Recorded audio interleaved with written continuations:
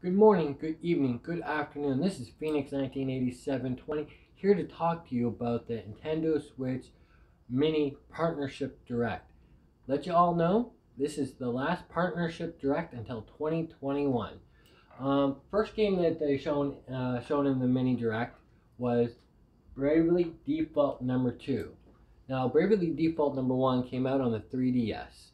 And what they've shown so far in the trailer was an upgraded version of the 3DS graphically wise, um, but it falls to me.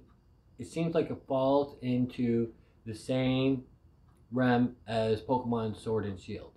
And with Pokemon Sword and Shield, they were really great games, really entertaining. And this is from what I've seen so far, this seems like a really great, fun RPG game. Um, and Bravely Default 2 is coming out February 26, 2021. And I know right now that the eShop has pre-orders available and that at your local retail will have uh, pre-orders available very soon once they get the skewers in for pre-ordering. And as you can tell, like I was saying, the graphics, they remind me a lot of, like I was saying, Pokemon Sword. And it seems like a really fun game, interesting game.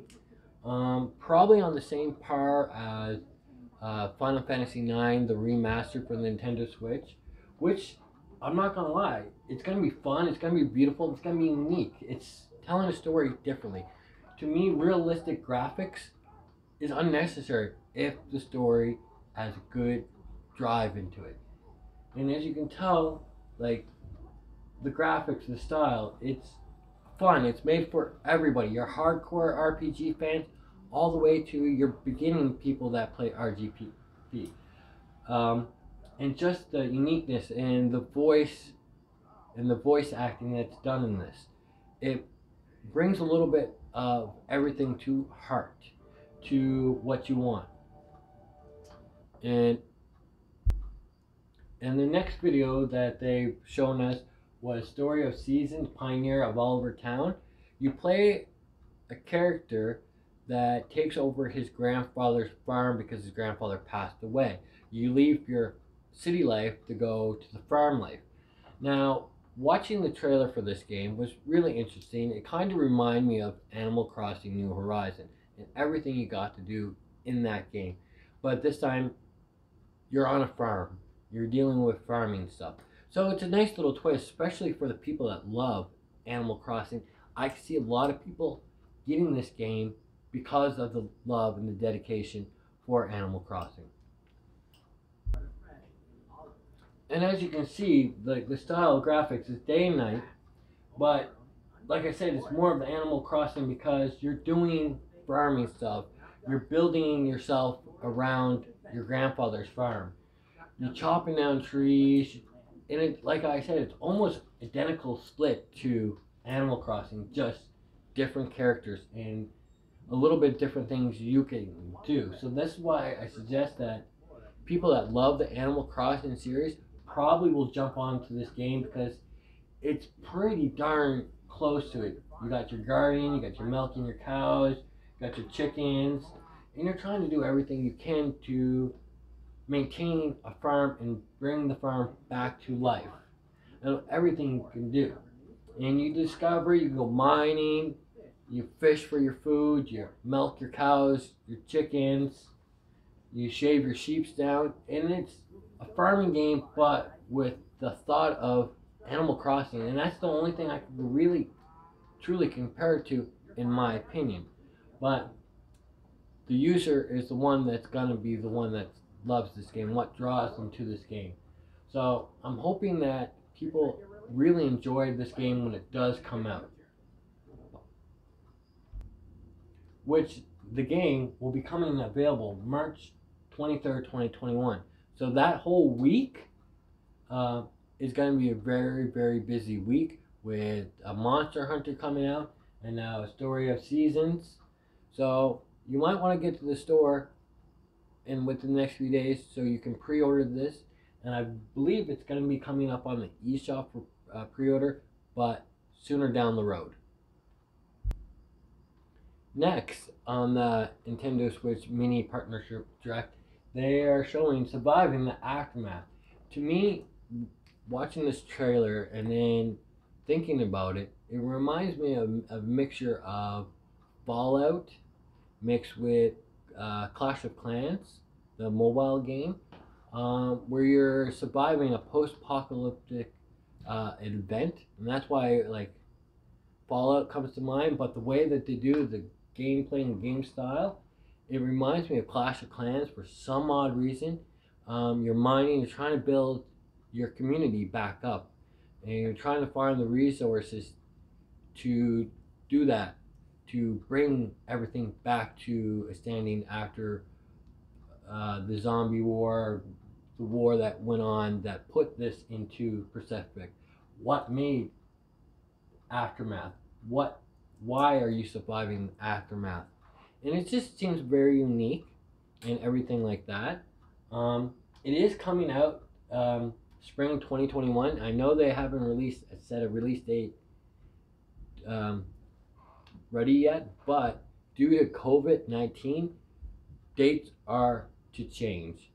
Hopefully they don't change, but we can't control COVID or anything like that.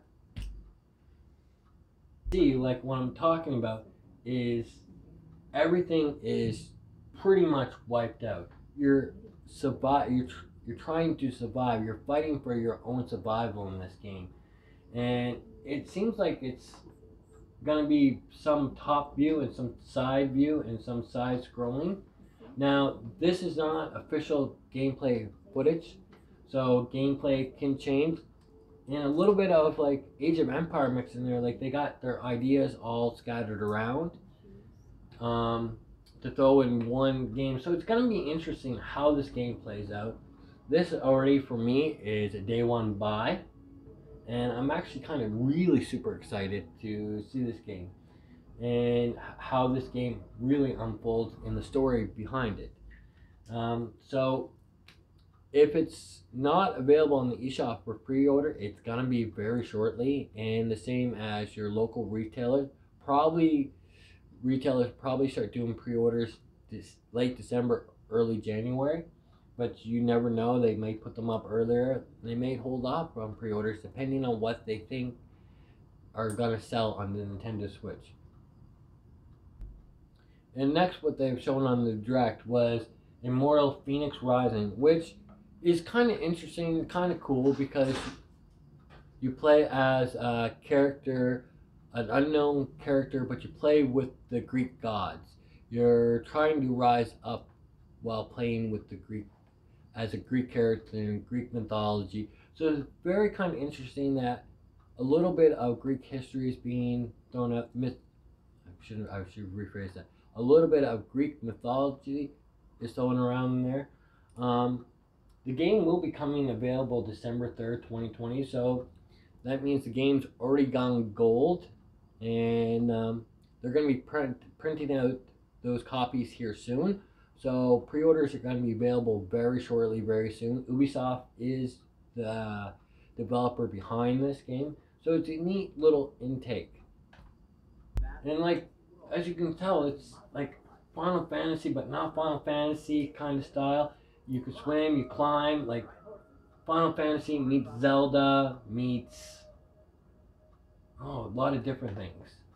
And there's just so many you can see, and you get to pick archery, range, or brawler, going against real crazy Greek mythology characters, and what you can do and how you can do it. And the gyroscope, it seems like it's going to be a major part of the game, especially if you're in archery. But it just seems like a unique, fresh take in their version of Legend of Zelda mixed with Final Fantasy, which fans kind of really wanted. And how you build up your characters and how you pick your weapons and stuff. Like this all right here reminds me of Legend of Zelda, but how they got your stat building reminds me a whole lot of Final Fantasy, especially Crystal Chronicles. Final Fantasy Crystal Chronicles, And the game will be coming out December 3rd, 2020. So y'all might get that for an early Christmas present. Just go ask your mom and dad. Now the next title actually caught me right off guard. It's Hitman 3 for Nintendo Switch. And when they said that, and then I got to see the cloud version.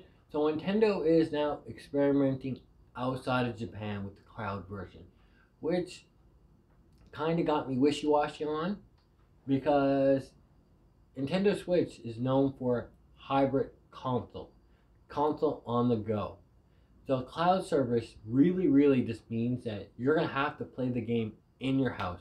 You gotta make sure that you have a really strong connection, because if you don't have that strong connection, your game's gonna lag.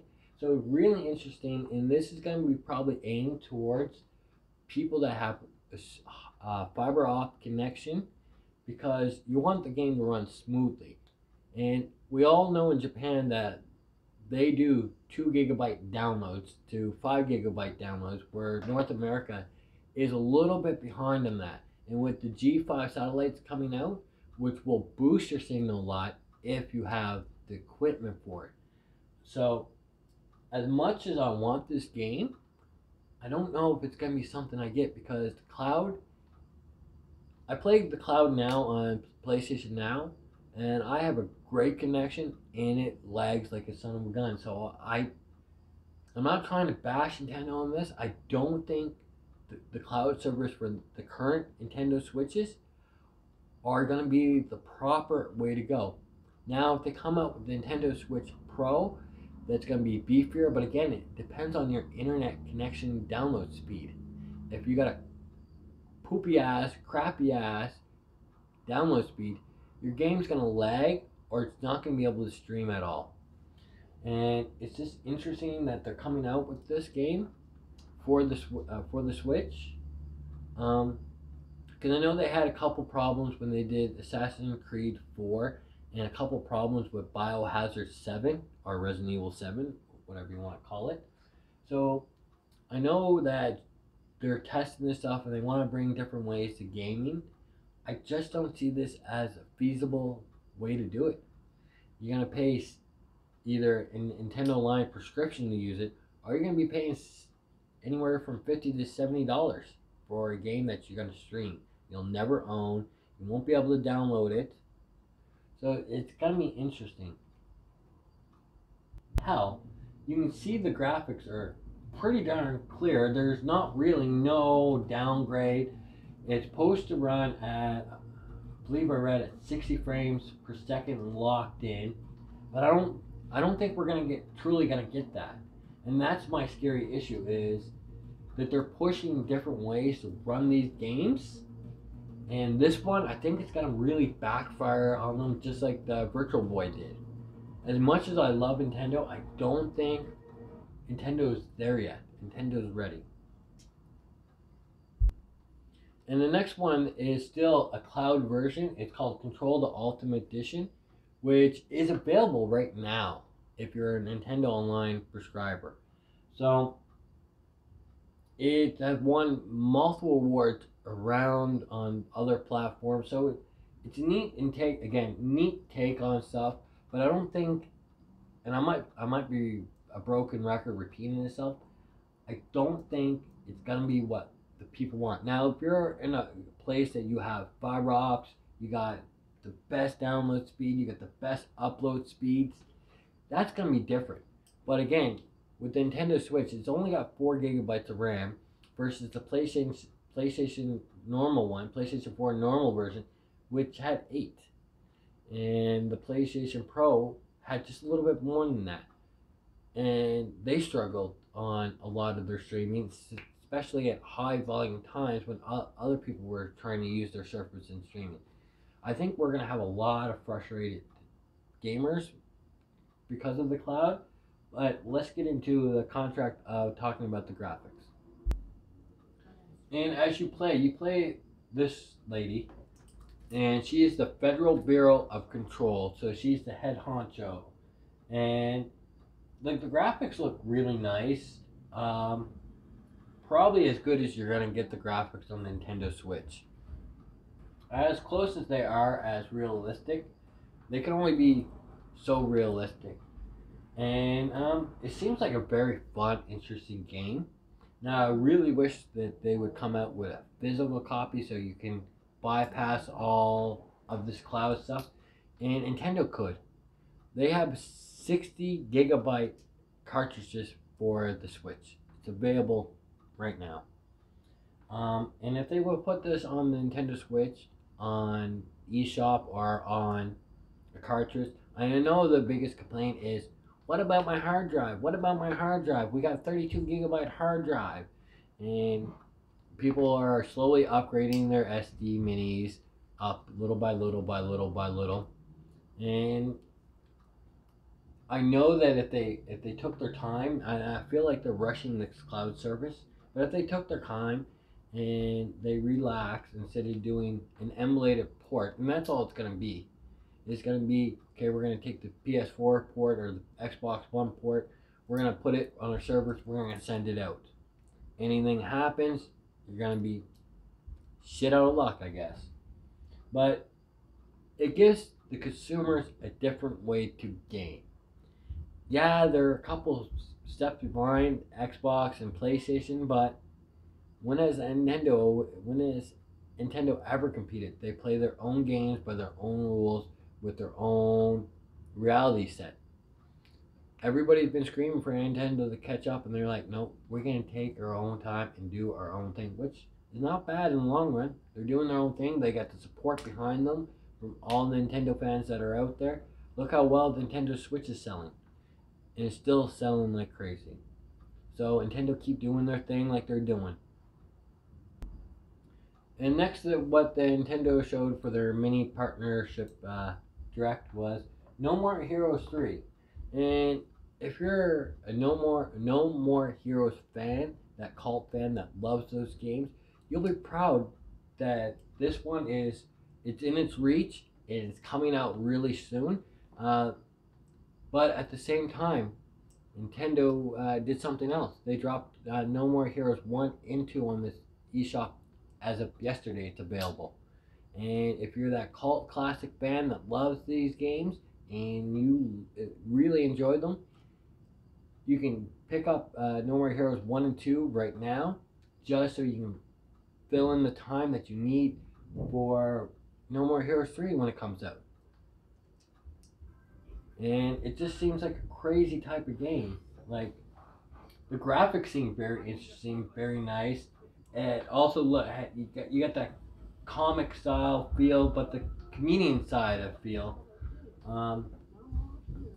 Kind of reminds me of Bayonetta a little, a mixture of different stuff, but I've never played it. I'm not gonna lie, I never played a No More Heroes game. It never appealed to me until I actually saw this. And this seems very interesting. It looks a lot of fun, and it just seems really crazy. And this is how they battle. You got like mixtures of different ways. You see that you got hack 'em, slack 'em, beat 'em up, a little bit of RPG feel in there. You know, the grinding, the gearing, and everything you can all at once to have fun and everything like that. And the last thing that Nintendo dropped was another trailer to Hyrule Warrior: The Age of Calamity. And I'm not gonna lie, I'm a huge Zelda fan, got Zelda tattoos on me. And I'm kind of interested to see how this tale unfolds. How this is the prequel to Breath of the Wild. How they were able to challenge people, challenge the developers to have this small part of Zelda be a full game. How the rise of Zelda, Link, and Ganon, but the fall of Link, Zelda, and the Hyrulean champions. How they rose to fall to be under the control, not the control, the overtaking of Calamity Ganon. How Link fell, and how the story was told, and how they gave up when all the heroes started falling, and Princess Zelda held the barrier to try to keep Ganon at bay. What made it so they weren't able to defeat them the first time, why it took them the second time around to get everything right.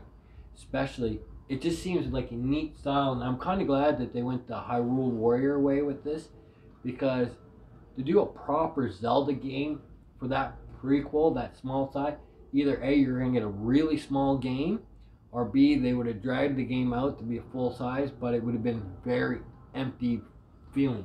So I'm glad that they allowed the Hyrule Warriors to do this game, because I think it's going to be a perfect fit, and it's going to be a love hate type. Either you're gonna love this game or you're gonna hate this game, or you're gonna love it and then turn around and hate it, or you're gonna hate it and turn around and love it. I don't know. We're all Zelda fans, and it's gonna be really hard. And if you go on the eShop you go on the eShop right now, you can get the demo for the first chapter. So the first chapter of this game is available on the eShop right now. So remember, this comes out in 22 days. 22 days, this game will be available. So they still have pre-orders available. So if you haven't pre-ordered it on the eShop, you can go to your local retailer and pre-order. EB Games, GameStop, Best Buy, Radio Shack, The Source, Walmart, Target, any of those. And you can still probably get your copy, your pre-order copy, because we know when it does come out, it's going to be moving like crazy, because one, it's Nintendo's answer to the Xbox and the PlayStation 5 to sell the games. They're hoping to move a lot of consoles, and it's going to be right before Christmas, so you never know. And I think that Nintendo's going to have another trick up their sleeve. So I'm hoping that you guys enjoy everything in this video, that you guys love what Nintendo's trying to bring us. I know we're still waiting on a bunch of different things from Nintendo, but at the same time, this is going to be neat style. So I hope you guys have a good morning, a good evening, and a good afternoon. This is Fenyx 198720 saying peace.